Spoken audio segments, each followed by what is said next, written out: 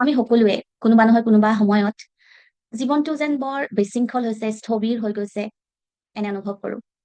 কিন্তু ভাল কথাটো হ'ল, ইয়াক সলনি কৰাৰ ক্ষমতা আমাৰ হাততে আছে।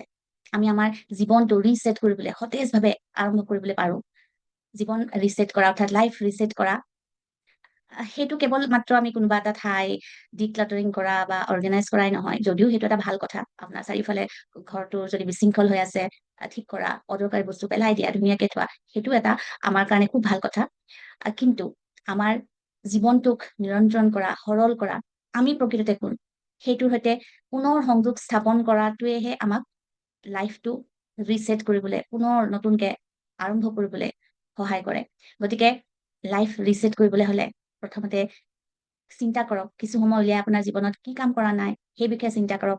কিহৰ বাবে আপোনাৰ মানসিক চাপ আৰু উদ্বেগ হৈছে, সেয়া চিন্তা কৰক।